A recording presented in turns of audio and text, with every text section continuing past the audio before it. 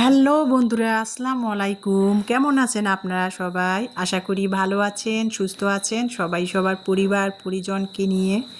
I হোক আলহামদুলিল্লাহ, আল্লাহর অশেষ রহমতে আমিও ভালো আছি। প্রতিদিনের মতো শুরু করলাম বন্ধুরা, তার কোনো ব্যতিক্রম আজকেও না, রান্নাঘর দিয়ে।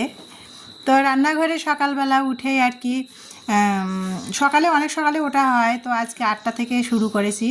তো এই যে মেয়েকে আর কি একটু পরোটা বানিয়ে দিব। আর পরোটাটা কিন্তু আমি মানে চারকোনাইসা করে কখনোই বানাই না, ঝামলা আর কি, আমরা 3 মা মেয়ে খাই, এজন্য রুটির শেপ করে গোল গোল করে পরোটাটা বানিয়ে নেই।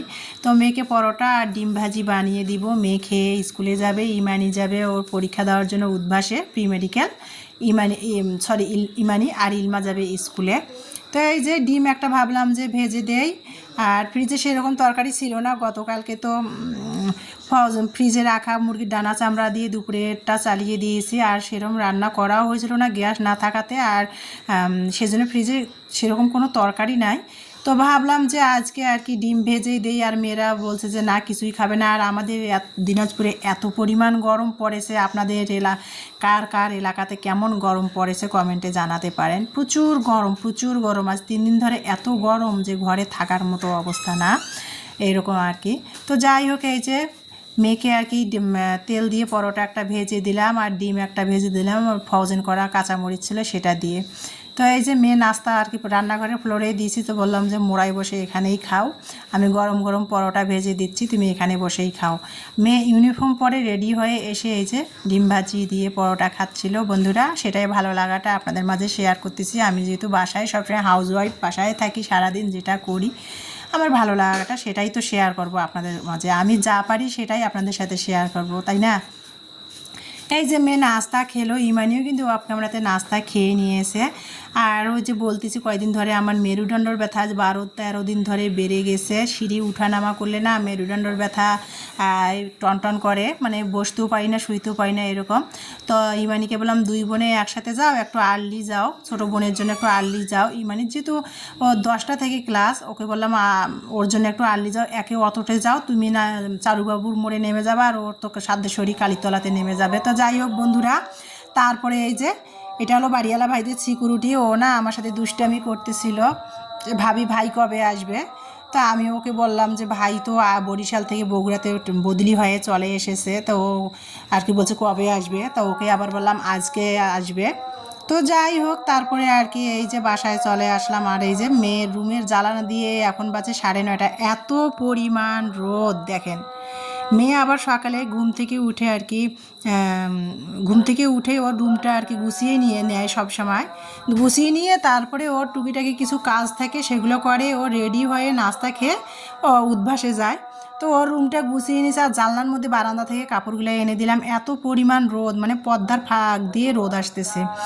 আর যাই হোক, তারপরে এই যে মেয়েরা চলে গেল, আর আমি দেখলাম মেয়ের রুম গোছানো আছে, সামনের রুমটা ভাবলাম একটু গোছাবো, তো একটু ভাবলাম যাকে চা খেয়ে নেই। মানে 10টা বেজে গেছে, চা না খেলে আর কি শরীরটা তো চাঙ্গা মনে হবে না, সকালটা সতেজ মনে হয় না যারা বিশেষ করে চা লাভার। তো একটু চা বানিয়ে নিলাম লিকুইড দুধ দিয়ে। ফ্রিজ থেকে 2 লিটারের একটা গরুর দুধের বোতল রাখা ছিল, সেটা বের করলাম যে বিকেলের দিকে মেয়েদের একটু ফুটিয়ে দিব আর কি পড়ার টেবিলে। তো ওখান থেকে একটু দুধ দিয়ে আর কি আমি চা, গরুর দুধ দিয়ে চা বানিয়ে নিলাম। আর গরুর দুধের চাটা কিন্তু দেখতে কেমন দেখা যায় তা জানি না আপনাদের মাঝে, কিন্তু খেতে কিন্তু খুবই মজা লাগে গরুর দুধের চা। তো বানিয়ে নিলাম। এখন আমি আমার জন্য 1 কাপ বানিয়ে নিয়ে আগে চাটা খেয়ে নেব, খেয়ে নিয়ে আগে মাথা ঠান্ডা করব, সতেজ রাখবো শরীর। তারপরে আর কি সংসারের কী কাজ করব না করব, চায়ের কাপের মধ্যে চুমুকে গরম গরম ধোয়া ওঠা চায়ের সাথে আর কি চা খাবো, আর আস্তে আস্তে সারাদিনের কাজকর্মের পরিকল্পনা করব আর কি। তো সেটা খেয়ে নিলাম, নিয়ে ভাবলাম যে আজকে যেহেতু রোজ বৃহস্পতিবার, ভাবলাম যে আমি আর কি একটু রেলবাজার যাব। রেলবাজার আজকে হাট, কিন্তু যেতে পারলাম না। ইলমার বাবাকে ফোন করলাম যে ও আজকে আসবে কি না, তো ইলমার বাবা বলছে যে জানাবে। তো যাই হোক, বললাম যে তুমি আসলে আমি বাজারে যাব না, আর তুমি না আসলে বাজার করব। তো বলছে কেন, আমি যাই না যে তুমি বাজার করো, যাও। তো যাই হোক, আমি আর গেলাম না রেলবাজার হাটে বাজার করার জন্য। তো আমি এই যে পাড়ার দোকানে চলে আসলাম, কষ্ট করে সিঁড়ি নেমে ধরে ধরে সিঁড়ি নেমে চলে আসলাম পাড়ার দোকানে। আসলে যত কষ্টই আমরা মেয়ে মানুষ, যত কষ্টই হোক, খাইতে গেলে তো কষ্ট সহ্য করতে হবে, পেটে খাইলে তো পিঠকে সহ্য সহ্য করতে হবে, তাই না? সিঁড়ি উঠানামা করলে কষ্ট হয়, তারপরেও একটু আস্তে আস্তে করে নেমে পাড়ার দোকানে যেয়ে এই যে মেয়ের জন্য আর কি কেক নিয়ে আসলাম। 100 টাকা নিল, 10টা কেক এখানে আছে প্যাকেটে বেকারির। আর এই যে ডিম নিয়ে আসলাম 5টা ডিম নিয়ে আসলাম, 45 টাকা হালি। তো এই যে তারপরে পটল নিয়ে আসলাম। ভাইরে ভাই, এত তরকারির দাম! পটল কাঁকরোল তো 70 টাকা করে, কাঁকরোলও 70 টাকা, পটলও 70 টাকা, আলু 20 টাকা। আর বন্ধুরা এই যে পাড়ার দোকান থেকে নিয়ে আসে, ভাবলাম আজকে চালাবো। ইলমার বাবা এমনি বলছে আসবে না, আসবে, আমার মন বলতেছে কালকে ইলমার বাবা আল্লাহ বাজার বাতে তুলে আসলে বাজারে পাঠিয়ে দিব। তো এই যে ভাত বসিয়ে দিলাম। আর এই যে দেখেন এখন আর কি আমি ভিডিওটা সারাদিনের আর কি এডিট করে রেখেছিলাম, ভয়েস ওভার করতে বসেছি। আর দেখেন এশার আজান দিচ্ছে বন্ধুরা, আর কি নয়েজ আসতে পারে, প্লিজ আপনারা এটাকে আর কি অ্যাভয়েড করবেন। একটু নয়েজ আজকে আসতেছে, এশার আজান দিচ্ছে তো তাই। তো ইলমার বাবা আসছে, তো আমি ইলমার বাবাকে একটু সময় দিতে ধরেছি, ভিডিওটা এডিট করছি, ভয়েস ওভার করুম আর মনে ছিল না। আর ভিডিওটা ভয়েস ওভার করতে বসছে, আর এই যে মানে এশার আজান দিচ্ছি। আর এখন তো ভয়েসটা আমি বন্ধ করতেও পারতেছি না, যেহেতু দিতে বসেছি ভয়েসটা।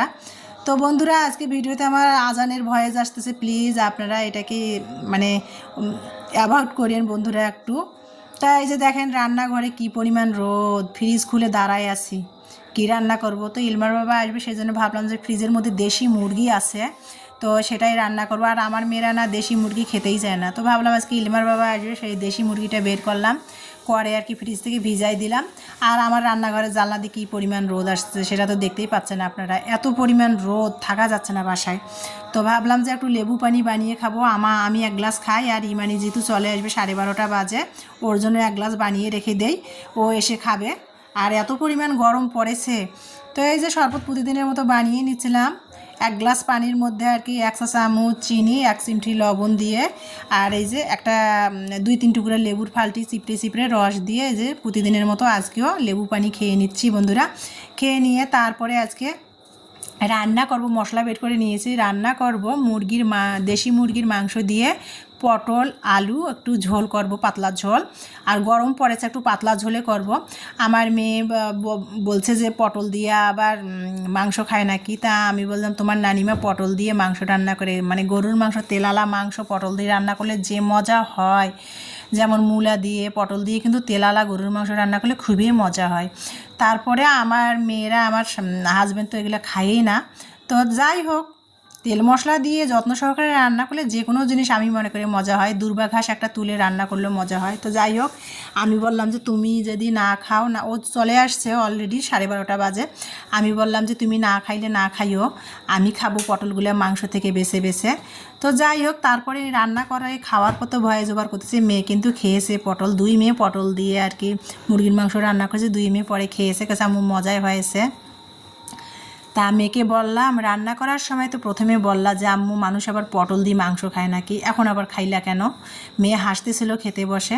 তো যাই হোক, এই যে মুরগির মাংসটা আমি কিভাবে আর কি রান্না করব, মুরগির মাংসটা সব মশলা, মাংসে যে আমরা মশলাগুলো ব্যবহার করে থাকি সেই মশলাগুলো দিয়ে হাতের সাহায্যে ভালো করে সব মশলা দিয়ে আমি মুরগির মাংসটা এই যে মেখে নিচ্ছি। আর সরিষার তেলের তরকারি দিয়ে তো সরিষার তেলের তরকারি তো এমনিতেই অনেক মজা হয়, মাংস বলেন মাছ বলেন খুবই ভালো লাগে খেতে, ভর্তা বলেন। তো এই যে আর কি হাতের সাহায্যে আর কি সব মশলা দিয়ে মাংসটা মেখে তারপরে আমি আর কি 2-3 মিনিট রেখে দিয়েছিলাম, যদিও 12:30টায় 1টা বেজে গেছে। আর আজকে লেট করে রান্না করতেছি, আর গরম পড়ছে, রাতের সহ রান্না করলে একটু লেট করে রান্না করতে হয়, যেহেতু 2 বেলা রান্না আর কি রাতের সহ 1 বেলায় করে নেই। আর আজকে একটু লেট করে রান্না করতেছি, ওই যে দোকান থেকে কেক নিয়ে আসছিলাম, কেক আর শরবত খেয়ে নিয়েছি, তো ভাবলাম লেট করে রান্না করব, ইলমার বাবা আসবে সন্ধ্যাবেলা, এসে যেন গরমটা খেতে পারে। আর রাতে রান্না করব না, এত পরিমাণ গরম পড়েছে, রান্নাঘরে আসতেই ভালো লাগে না, তার মধ্যে আবার মেরুদণ্ডর ব্যথা, দাঁড়ায় থাকতেই পারি না, মানে দাঁড়ায় থাকতেও পারি না, আবার বসে চট করে উঠতে পারি না, মেরুদণ্ডর ব্যথায় টন করে মেরুদণ্ড আমার। সেই জন্য ভাবলাম যে দুপুরে রান্না করব, রাতের সহ গরম গরম থাকবে, ওর বাবা এসে, ইলমার বাবা এসে খাবে। তো এই যে দেখেন হাতের সাহায্যে মুরগির মাংসটা 2-3 মিনিট অবশ্য মেখে রেখে দিয়েছিলাম, তারপরে চুলায় বসিয়ে দিয়ে ঢাকনা দিয়ে আর কি মাংসটা, যখন মাংস থেকে কাঁচা পানিটা মানে ছড়ালো, তারপরে মাংসটা কষা শুরু করে দিলাম। মাংসটা ভালো করে কিন্তু আমি কষিয়ে নিয়েছি, 5-6 মিনিট ধরে কষিয়ে নিয়ে মাংসটা প্রায় সিদ্ধ হয়ে আসছে। তারপরে কিন্তু পটল আলুটা আমি দিয়ে দিয়েছি, দিয়ে পটল আলুটা আবারও 5-6 মিনিট ধরে কষিয়ে নিয়ে তারপরে পরিমাণ মতো পানি দিয়ে মাংসটা রান্না করে নিলাম। নামাবার আগে একটু ভাজা জিরার গুঁড়ো ফ্লেভার ও স্বাদের জন্য ছিটাই দিলাম মাংসের উপরে, দিয়ে নামিয়ে নিলাম। আর কি দেশি মুরগির মাংস পটল আলু দিয়ে ঝোল, পাতলা ঝোল একটু করেছি। তারপরে এখন আমি এই যে পটল আলু ভাজি করব। তো এই যে পটল আলু ভাজি করার জন্য প্রথমে রসুন কুচি পেঁয়াজ কুচি দিয়েছি, তারপরে 1 চিমটি জিরা দিলাম, দিয়ে তেল দিয়ে এই যে হালকা করে একটু ব্রাউন কালার ভেজে নিয়ে তারপরে কিন্তু আমি এই যে পটল আলুটা দিয়ে দিব। আর ফ্রোজেন করা কাঁচামরিচ, তো কাঁচামরিচটা যদি আমি তেলের মধ্যে দিতাম তাহলে ফ্রিজে বরফ করা তো ফুটতো, তেলটা হাতে পায়ে ছিটকে আসতো, এই জন্য আর কি পটল আলুর সাথে ফ্রোজেন করা কাঁচামরিচটা বের করে দিয়ে দিলাম। তারপরে এখানে আর কি পরিমাণ মতো সামান্য একটু হলুদ দিয়েছি আর স্বাদ মতো লবণ দিয়েছি, আর কোনো কিছু দিলাম না। দিয়ে ভালো করে এই যে ভাজিটা নেড়ে চেড়ে নিচ্ছিলাম, নিয়ে তারপরে ভাজিটা আমি করে নিব। আর ভাজিটা করার পর না, যেহেতু মানে এখনকার আলু তো মিষ্টি লাগে, নতুন আলু খাওয়ার স্বাদ আলাদা, আর আলুর যখন সিজন চলে যায় তখন কিন্তু আলুটা অতটাও ভালো লাগে না। সেই জন্য ভাবলাম যে ফ্রোজেন করা ধনিয়া পাতা আর কি পটল ভাজিতে দিব, তাহলে আর কি ধনিয়া পাতার স্বাদে আর কি ভাজিটা ভালো লাগবে। তো সেটাই আর কি আমি অফ ক্যামেরাতে ফ্রোজেন করা ধনিয়া পাতা পটল ভাজিটাতে দিয়েছিলাম। তো এই যে দুপুরে আজকে পটল আলু দিয়ে মুরগির মাংসের পাতলা ঝোল আর পটল ভাজি। আর এই যে দুধ ফুটিয়ে নিয়েছি, মেয়েদের সন্ধ্যাবেলা আর কি দুধ নাস্তা, দুধ পড়ার টেবিলে দিব। তো এই যে বন্ধুরা, আমার মায়ের রেসিপি, মা সবসময় আর কি মুরগির মাংস রান্না করলে পটলের সিজন যখন, তখন কিন্তু পটল মুরগির মাংস বা গরুর মাংসই দিবে, আর খেতে কিন্তু খুবই ভালো লাগে, পটল দিয়ে গরুর মাংস হোক বা মুরগির মাংস হোক। তো এই যে পটল আলু দিয়ে মুরগির মাংসের পাতলা ঝোল আর এই যে পটল ভাজি, মানে সাথে কয়েকটা আলু মিশিয়ে দিয়েছি, দেশি আলু, এই যে ধনিয়া পাতা দিয়ে ফ্রোজেন করা ধনিয়া পাতা দিয়ে পটল আলু ভাজি। তো এটাই আজকে দুপুরের খাবার বন্ধুরা। তো আর ইলমার বাবা বলছে তো দুপুরে খাবে না, রাতে এসে খাবে। তো রাতে আর আমরি কি কতখানি খাবে, এমনিতে তো ইলমার বাবা রাতে সেরকম একটা খায় না। তো যাই হোক বন্ধুরা, তারপরে এই যে আমি খাচ্ছিলাম, মেয়েরা 2 মেয়ে কিন্তু অফ ক্যামেরাতে খেয়ে নিয়েছে। ইলমা স্কুল থেকে এসেছে, খেয়ে ইলমা কিন্তু কোচিংয়ে গেছে। আর আমি অফ ক্যামেরাতে অন্য অনেক কাজ করেছি, যেহেতু ইলমার বাবা প্রায় 2 মাস পর বাসায় আসতেছে। অন্য কাজ করে গা গোসল ধুয়ে তারপরে আমি খেতে বসেছি, 4টা প্রায় বেজে গেছে, বিকেল 4টা বাজে। তো বিকেল 4টা বাজে আমি বসে বসে একা একা মেয়েদের অফ ক্যামেরাতে খাওয়াই দিয়েছি, আমি বসে বসে একা একা দুপুরের খাবার খাচ্ছি, দুপুর মানে বিকেল 4টার দিকে। তো আমার ভালো লাগাটা সেটাই আপনাদের মাঝে শেয়ার করতেছি বন্ধুরা। তো এই যে আমি কিন্তু এই যে লেবুর রস, যেমন আমি শরবত খাই প্রতিদিনে, তেমন কিন্তু লেবু, এই যে কাঁচা লেবু, যে তরতাজা কাঁচা লেবুটা কিন্তু আমি এই যে খোসাটা আমি কিভাবে খাই দেখেন, আমার কিন্তু খুবই ভালো লাগে এভাবে কাঁচা লেবু আর কি ভাতের সাথে খোসাটা খেতে। লেবুর রসের চেয়ে লেবুর খোসাটা কিন্তু যখন তরতাজা, এই যে সবুজ তরতাজা কাঁচা লেবুর খোসাটা খেতে কিন্তু খুবই ভালো লাগে আমার কাছে। কার কাছে কেমন লাগে জানি না, আমার কাছে কিন্তু খুবই ভালো লাগে। এই দেখেন আমি কীভাবে নিমিষে লেবুর খোসাটা রস সহ চিবাই চিবাই খাচ্ছি ভাতের সাথে। আর যদি এখানে পাতলা মসুরের ডাল হতো তাহলে তো আরও জমে যেত লেবুর রস বা লেবুর খোসাটা, আমার কাছে তো খুবই ভালো লাগে। আর এই যে পটল দিয়ে মুরগির মাংসটা রান্না করেছি, দেশি মুরগির মাংসটা এতটাই মজা হয়েছিল, নিজে রান্না করেছি বলে প্রশংসা করছি সেটা কিন্তু না। তো যাই হোক বন্ধুরা, আর আমি তো এমনিতেও রান্নাতে তেল মশলাটা খুব কমই খাই। আর এই যে তারপরে দুপুরের খাবার খাচ্ছিলাম, আর ভালো লাগাটা সেটাই আপনাদের মাঝে শেয়ার করতেছিলাম বন্ধুরা। এর মধ্যে কিন্তু খেতে খেতে কিন্তু অনেক আপুর পরিবারে যে ভিডিও রিপ্লাই দিয়ে আসছে, আর আমি কিন্তু যে আপুর পরিবারে যাই না কেন, সবার ভিডিও দেখার শুরুতে কিন্তু আগে লাইক দিয়ে সবার ভিডিও ফুল ওয়াচ করে দেই, যার ফলে আমার মানে ভিডিও প্রতিদিনের ভিডিও প্রতিদিন রিপ্লাই দিতে পারি না, বা অনেক আপুদের পরিবারে যেতে পারি না, কারণ আমি সবার ভিডিও ফুল ওয়াচ করে দেই, যার ফলে আমার অনেক সময় লাগে। তো এই যে অনেক আপুর পরিবারে আর কি আমি যাচ্ছিলাম আর ভিডিও রিপ্লাই দিচ্ছিলাম। আর এই যে তারপরে দুপুরের খাবার মানে খেতে খেতে তো সেটা করতেছিলাম, মোবাইল দেখে দেখে সবার পরিবারের ভিডিও রিপ্লাই দিচ্ছিলাম। আর এই যে এখন কিন্তু বিকেল বলতে আমি তো 4টার দিকে ভাতই খেলাম। তো এই যে 5:30টার দিকে মেয়ে আর কি, আজকে বৃহস্পতিবার ইলমার কোচিংয়ে আর কি সপ্তাহে বৃহস্পতিবার করে পরীক্ষা হয়, পরীক্ষাও হয়েছে, তারপরে ইলমা কিন্তু আজকে ক্লাস হয় নাই, পরীক্ষা হয়েছে, ইলমা চলে আসলো। ইলমারই আবার আসার পথে বলছে যে ভেলপুরি নিয়ে আসতে পাড়ার দোকান থেকে। তো ইলমা পাড়ার দোকান থেকে ভেলপুরি কোচিং থেকে আসার সময় নিয়ে আসছিল, সেটাই 2 বোনে খাইলো আর কি ভেলপুরি। তারপরে আর কি এই যে 5:30 বাজে ইলমার বাবা চলে আসলো বাসায় আর কি, 5:30 না 6টার দিকে ইলমার বাবা বাসায় চলে আসলো। এসে এই যে 2 মেয়ের জন্য গরম প্রচুর, তো ফুলবাড়ি বাস স্ট্যান্ড থেকে 2 মেয়ের জন্য আর কি ম্যাঙ্গো ফ্লেভার আইসক্রিম নিয়ে আসছে একটা, আর মানে বার্মিজ কিছু আচার নিয়ে আসছে 2 মেয়ের জন্য। আর আমার মেয়েরা তো আচার লাভার, আচার এত পরিমাণ পছন্দ করে। এই যে 2 মেয়ের জন্য 2 আইটেমের আর কি আচার নিয়ে আসছে, বার্মিজ আচারগুলা। আর ম্যাঙ্গো ফ্লেভারের একটা আইসক্রিম নিয়ে আসছে। তো আমার ভালো লাগলো, সবে তো আপনাদের মাঝে শেয়ার করি, তার কোনো আজকেও ব্যতিক্রম না, সেটা শেয়ার করলাম আর কি।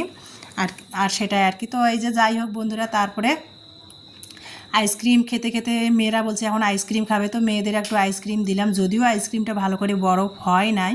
তো আইসক্রিম খেতে খেতে আপনাদের মাঝ থেকে বিদায় নেব বন্ধুরা। সবাই ভালো থাকবেন, সুস্থ থাকবেন, আল্লাহ হাফেজ।